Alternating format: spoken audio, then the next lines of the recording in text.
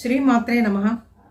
లలితా సహస్రనామ స్తోత్రంలో ఈరోజు 17, 18 ఈ రెండు శ్లోకాలకి అర్థం తెలుసుకుందాం. ముందుగా ఈ శ్లోకాలని చదువుకుందాం. కామేశ జ్ఞాత సౌభాగ్యమార్దవోరుద్వయాన్విత మాణిక్య మకుటాకార జానుద్వయ విరాజిత ఇంద్రగోప పరిక్షిప్త స్మరతూణాభజంఘిక గూఢగుల్ఫా కూర్మ పృష్ఠ జయిష్ణు ప్రపదాన్విత. ఈ రెండు శ్లోకాల్లో ముందుగా 17వ శ్లోకంలో ఉండేటువంటి అర్థం తెలుసుకుందాం. కామేశ్వరుడు, కామేశుడు అంటే పరమేశ్వరుడు, ఈశ్వరుడు అంటే తల్లి యొక్క బాహ్య రూప వర్ణన అంతా కూడా ఇక్కడ చేసుకుంటూ వస్తున్నారు. స్థూలంగా చెప్పుకోవాలి అంటే ఊరు ద్వయము, ఊరువులు అంటే తొడలు. అయితే ఇవి దేనికి చిహ్నము అంటే వామోరువేమో సౌభాగ్యానికి చిహ్నము, కుడివైపు ఉండేటువంటి ఊరు భాగమేమో మార్దవత్వానికి చిహ్నము. తల్లి ఎప్పుడు కూడా పరమేశ్వరుని అంకభాగంలో ఆసీనురాలై ఉన్నట్లుగా ఉంటుంది. అందుకని ఎల్లప్పుడూ కూడా పరమేశ్వరుని అంకభాగంలో ఆసీనమై ఉంటుంది. అదిగాక అర్ధనారీశ్వర తత్వము. అందుకని ఈ నామానికి కామేశ జ్ఞాత సౌభాగ్య మార్దవోరు ద్వయాన్విత, సౌభాగ్యము మార్దవము కలిగినటువంటి ఊరు ద్వయము కలిగినటువంటి తల్లి. ఇంకా మాణిక్య మకుటాకార జానుద్వయ విరాజిత. జానువులు అంటే తల్లి యొక్క మోకాళ్ళు. మోకాళ్ళు ఎలా ఉన్నాయి అంటే మాణిక్య మకుటాకార, ఎర్రని మాణిక్యములు, బాగా ఎర్రగా మెరుస్తూ ఉండేటువంటి మాణిక్యములు గుండ్రగా గనక ఉన్నట్లయితే, అమర్చినట్లయితే ఎంత నునుపుగా ఎంత కాంతిగా ప్రకాశిస్తూ ఉంటాయో, అవన్నీ కూడా ఒక రత్న కిరీటంలాగా పొదిగితే గుండ్రని కిరీటంలాగా ఎలా ఉంటుందో, ఎలా ప్రకాశిస్తూ ఉంటుందో ఆ విధంగా తల్లి యొక్క జానువులు, జాను భాగం ప్రకాశిస్తూ ఉన్నది అని చెప్పి ఈ పాదానికి, ఈ నామానికి ఉండేటువంటి అర్థం. మాణిక్య మకుటాకార జానుద్వయ విరాజిత, జానుద్వయములు రెండు మోకాళ్ళు కూడా ఆ విధంగా విరాజిల్లుతూ ఉండేటువంటి తల్లి. ఆజాను బాహువు అని చెప్పి మనం అంటాం చూడండి. ఇక్కడ అంటే జానువుల దాకా ఉండేటువంటి బాహువులు కలిగినటువంటి వాడు. ఉదాహరణకి రామచంద్రుడు కానీ, శ్రీకృష్ణుడు కానీ, పరమేశ్వరుడు కానీ, ఈ విధంగా వీళ్ళందరినీ కూడా మనం తీసుకోవాలి. సాధారణంగా ఎవరికి ప్రపంచంలో సామాన్యమైనటువంటి మానవులందరికీ కూడా జానువుల దాకా అంటే మోకాళ్ళ దాకా ఉండేటువంటి దీర్ఘ బాహువులు కలిగినటువంటి వాళ్ళు ఎవరూ ఉండరు, అటువంటి పురాణ పురుషులు తప్ప. ఇటువంటి మన గ్రంథాలలోనే ఇటువంటి వర్ణనలన్నీ కూడా చూస్తూ ఉంటాం. అందుకని ఆ తల్లి యొక్క జానువులు కూడా అంత అందంగా, నున్నగా, చక్కగా ఉన్నాయి అని చెప్పి ఇక్కడ తల్లి యొక్క మోకాళ్ళ వర్ణన కూడా చేస్తూ ఉన్నారు. ఈ విధంగా 17వ శ్లోకంలో ఉండేటువంటి భావం, స్థూలమైనటువంటి అర్థం తెలుసుకున్నాము. తర్వాత 18వ శ్లోకంలో ఉండేటువంటి అర్థం తెలుసుకుందాం. ఇంద్రగోప పరిక్షిప్త స్మరతూణాభజంఘిక.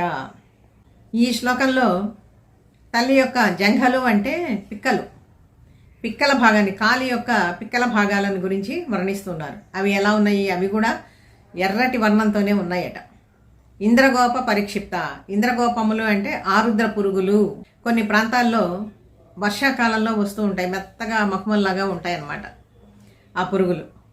అంతటి మెత్తగా ఎర్రగా మెరుస్తూ ఉండేటువంటి ఆరుద్ర పురుగుల వంటి, ఇంద్రగోపముల వంటి కాంతి కలిగినటువంటి మన్మధుని యొక్క తూణీరములు అని, అక్షయ తూణీరములు పెట్టుకునేటువంటి అమ్ముల పొది.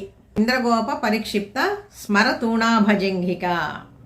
అసలు ఈ పోలికలు చూడండి ఎలా చెప్తూ ఉన్నారు. ఇంద్రగోపముల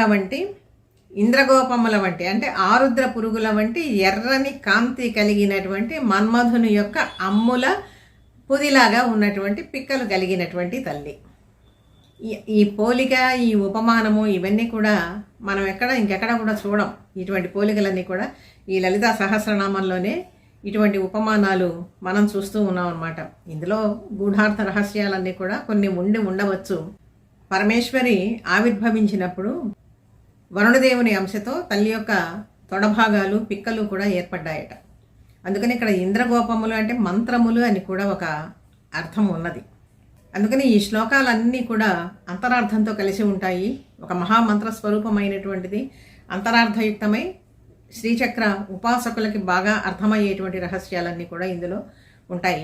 మనలాంటి సామాన్యులేమో బాహ్య వర్ణన, బాహ్యార్థము తెలుసుకుంటే చాలు. ఎందుకంటే తల్లి నామపారాయణ ప్రీత అని చెప్పి ఇందులోనే వస్తుంది. కేవలం ఈ లలితా సహస్రనామాలు రహస్యార్థాలు తెలుసుకోలేకపోయినప్పటికీ కూడా ఈ నామ పారాయణ గనక చేసినట్లయితే తల్లి చాలా సంతోషపడుతుంది అని చెప్పి తర్వాత శ్లోకాల్లో మనకి వస్తుందన్నమాట. అందుకని బాహ్యార్థం వరకు వివరించుకున్నా కూడా సరిపోతుంది.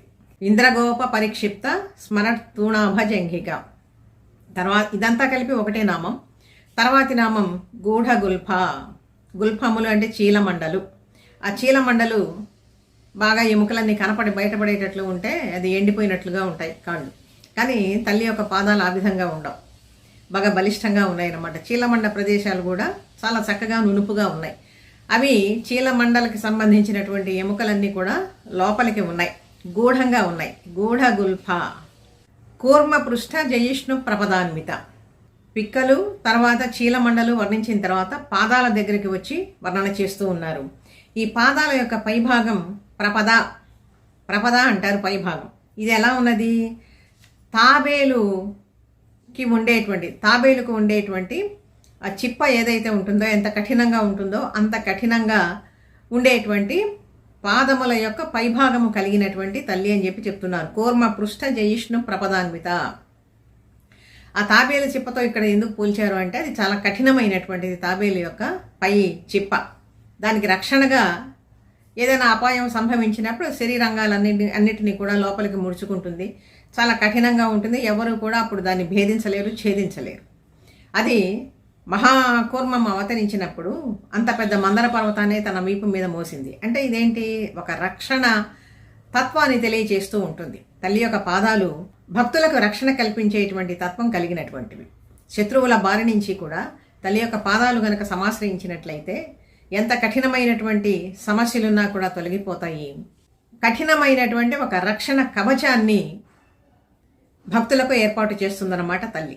అందుకని ఆ వర్ణనతో ఇక్కడ గనక మనం పోల్చుకున్నట్లయితే, ఆ సమన్వయంతో గనక పోల్చుకున్నట్లయితే కూర్మ పృష్ఠ జయిష్ణు ప్రపదాన్విత. ప్రపదములు అంటే పాదముల యొక్క పైభాగము అని చెప్పి చెప్పుకున్నాం. ఆ విధమైనటువంటి రక్షణ కవచంగా నిలబడేటువంటి తల్లి భక్తులందరికీ కూడా. ఈ రకంగా స్థూలంగా 17-18 శ్లోకాలుగా ఉండేటువంటి అర్థం తెలుసుకున్నాం. మళ్ళీ ఒకసారి ఈ 2 శ్లోకాలని కూడా పఠనం చేసుకుందాం.